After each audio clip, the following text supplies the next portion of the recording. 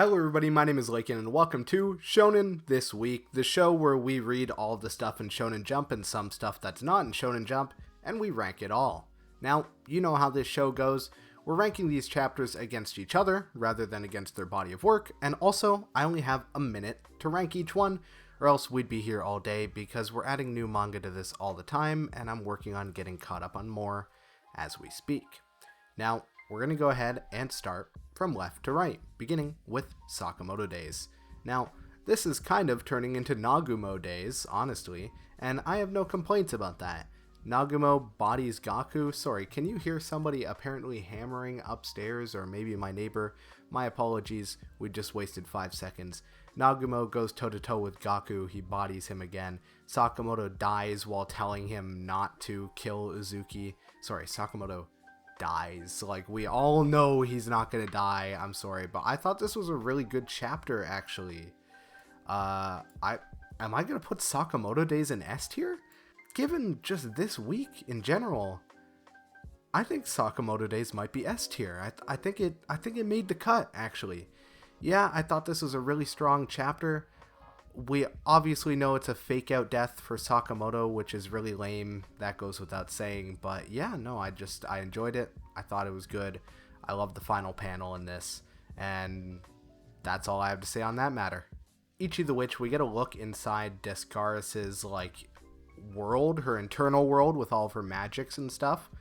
And it turns out she refuses to use World Hater magic. She locks them up in basically like a prison just to stay there for eternity. And also the octopus guy is just chilling there writing stuff about Chrono, so he's chill. And this is just kind of a look at Descaris as a character. I put this as a solid A tier chapter. I feel like we learn quite a bit about who she is and, you know, her kind of motivations in this one, which is crucial, of course, and I can't help but feel like the fact that she has all these world haters locked up is going to come back to bite her somehow in the future. But all in all, this was just a good chapter. And man, I really got to say, I still hear that hammering. I hope that isn't coming out on the mic. Let's talk about Kinato's magic. This is a solid B tier. I might even put it high C tier. I just find it really predictable and lame and formulaic recently. He did actually get a kiss on the cheek from Terasu, which I was not expecting to happen. I thought that was, like I said, just surprising. You know, in manga like this, doesn't really usually occur. But we rush home, you know, all the characters get time to do all their quirky stuff. And we're into a new arc with a bunch of generic, forgettable looking villains. I don't know. This is an enjoyable read to me, but I just thought this was a below average chapter, and I thought the whole way that arc just wrapped up like that was really, really, really lame, and I just didn't enjoy this chapter as much. Now, Under Doctor. So we have Haiji and Shuli taking care of a patient. I'm going to go ahead and put this at A tier. Shuli is basic... Why are you doing that? I don't know, my computer just started hyperventilating. I don't know why I did that. Did that pick up on the mic? Anyway, Haiji and Shuli are taking care of a patient, and then Shuli basically wants to learn more, and these goons show up, they beat them up, Haiji gets shot, and now it's up to Shuli to save him and perform the surgery. I thought this was a really interesting chapter for just character development in general. Underdoctor is good at that. It's really good at character moments. And I found this one to be an enjoyable read, one of the more enjoyable ones of the week, and that's all I have to say on that one. I love how this person next door just decided they were going to start hammering at the exact moment I start recording with an extremely sound-sensitive mic. Let's talk about Roku's House of Oddities, which I thought was an A tier chapter. We had a lot of good chapters this week, really. So they're participating in a trivia tournament about the occult, and they end up beating these YouTubers. And I just thought there were a lot of really good character moments in this chapter. I thought it was funny, entertaining. I don't rank Roku's House of Oddities based on, you know, story or anything like that. It's mainly just an entertainment factor manga for me. And you guys know I've said this before. I just think it's good, straight up. I think it's enjoyable. Every chapter has been entertaining so far. And really, I've got no complaints about this manga. I just thought it was a good chapter. Now, Akane Banashi, this is another A tier chapter. We have the wrap up of Kaisei's God of Death performance. everyone's freaking out, but the audience is divided, surprisingly. It seems like Akane has actually brought this to a standstill, which prompts the man himself to come in. It's Isho, right? Yeah, Isho. He comes in, and he's going to make the final judgment. And you know, whenever Isho shows up, it's going to be some bullshit, right? There's no question about that. It's going to be some bullshit. He's going to tell them they were both incompetent, you know, and they're both going to have to strive to do better or some shit. I just can't. Listen, one thing I know for certain is that Akane is not going to win here. That's all I can tell you. You know, I just think it would be bad writing if she did, you know, beating Kaisei straight up this early. I think they're destined to be more like peers, you get what I mean? So I think my prediction is that Isho is going to tell them both of their performances were shit. I don't think he's going to choose a winner. And if he does choose a winner, it'll be Kaisei. But yeah, I got to wrap it up. We're at a minute 12. Drawn to the Fire. This chapter was fine. It was all right. It was better than Kinato's Magic, but we're kind of developing characters, and it's like, I don't really know if they're going to have any relevance, but, you know, obviously they win the match against these bums. That goes without saying. But we're developing the characters of the people that he used to play with, and I don't know, like, are they going to join the team? Maybe they'll join the team, you know, but joining the team isn't really that easy, because don't they have to, like, transfer schools in this setting, you know what I mean? So I don't really know what's going on here, but I find it enjoyable nonetheless.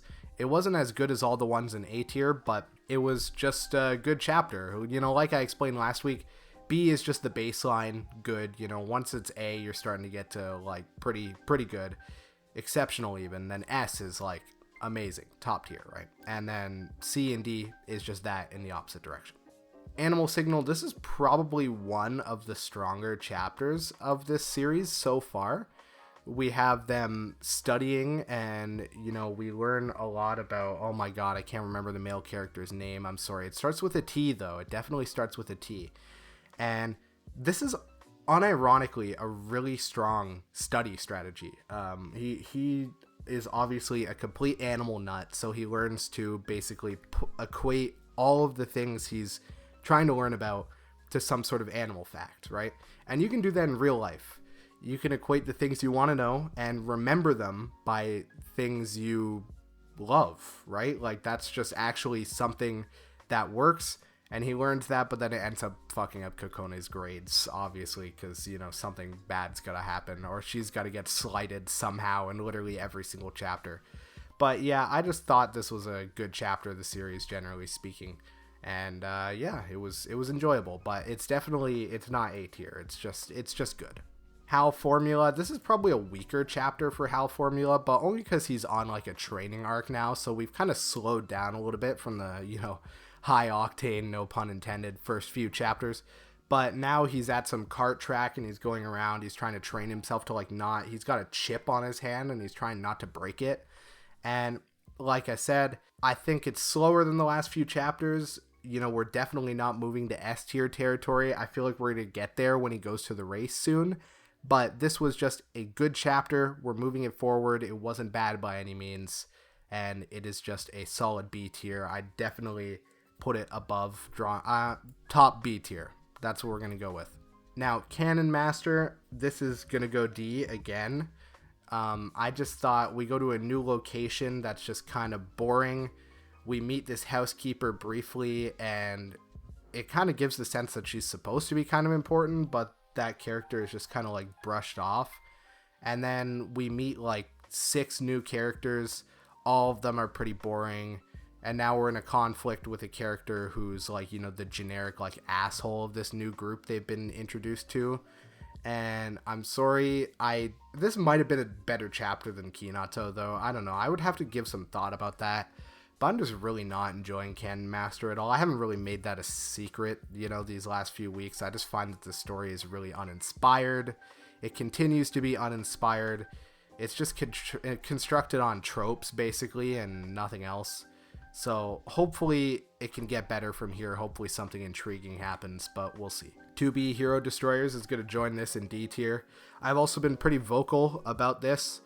I love Gintama. I don't know where the writing quality went between then and now. This series is just really boring. It's got so much text. So much text. And when I read all this stuff every week, I find that the 2B Hero Destroyerz chapter is usually the one where I like get bored and I like get distracted. I start scrolling on Twitter or something because I literally don't want to like read through it. It's the only one I don't want to read every week. And that's like genuinely the worst review I can give. Because Canon Master, I'm intrigued to read it because I think it could get better. And reading it at the very least doesn't feel like a chore. Reading Hero Destroyerz feels like a genuine chore, and I don't like doing it. And that, like I said, I think that's the worst review I could possibly give to a manga. This is definitely bottom D tier this week. Now, Gachiakuta, listen, Zanka is always saying he needs to change. When the hell is he actually going to change? Okay, like this guy, he's been built up to have his moment so many times, and he always gets his ass beat. Even Follow is like outdoing this guy now. I just wonder if this is like another fake out for him, or if something interesting is actually gonna happen. I can't be moved. I'm not moved by it until I see something happen. But I think I just thought this was a good chapter of Gachiakuta in general. I don't really have much to say about it. I just hope that Zanka does finally overcome the bomb allegations at long last, but we will see. Now let's talk about One Piece. This is going C tier, just above Kinato's Magic. I know you're seeing that ranking and you're thinking, Lakin, what the hell is wrong with you? Are you stupid? No, not really. I mean, I don't think so. Maybe I am. You know, maybe I am according to you, but I'm not moved at all. I'm just simply not moved. Oh, Imu stabbed Luffy through the chest. Oh my god, is Luffy gonna die? No way, guys. Luffy might die here. Give me a fucking break, man. How many times can Oda fake out death? Like, I genuinely just don't care anymore. I just don't care. I'm sorry, but I don't. I don't at all. I could not care less because I know that there's going to be absolutely no meaningful consequences from this happening. No meaningful consequences at all. Like, there's a pretty solid chance that Luffy just immediately bounces back next chapter. And even if he doesn't, he's obviously not going to die, right? It's like, I just don't get it, man. I don't really get this writing at all. There's no stakes, you know? Like, you see Luffy getting stabbed through the chest, you think, okay, obviously he's not going to die, and he's not going to sustain any like meaningful damage from this loss either. He's just going to come back and beat Imu next time, probably, right? So at that point, I'm just kind of like, whatever, you know, whatever. That's where I'm at now. I'm sorry, that's where I'm kind of at with One Piece. The fake out deaths, it all plays out the same way every single time. It's just exhausting. It's just exhausting. That's all. Now, I forgot to rate Nippon Sangoku last week. I'd put this top of A tier. We have Tsune and Aoteru going to stop this prince, and they're going with a whole army, and they set up this cool ambush. And, you know, it's just the typical Nippon Sangoku stuff, you know, strategy, lots of military strategy in this chapter. We're getting back into it after Aoteru has been freed from prison. I don't really have much to add to it, mainly because when I read this, it was a week ago, and I can't really remember it that well. But I'm glad to see that the English translations for this are coming out basically on a weekly basis now, so I'm hoping we will be able to, you know, review it more consistently. Now let's talk about stuff that isn't out this week. Kagurabachi is still on break. Centuria is still on break, Centuria is now on break, which I will allow after that absolute banger of the last chapter.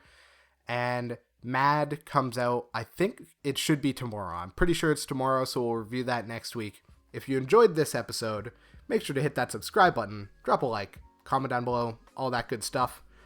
I'm working on reading through Hunter x Hunter, and that's that.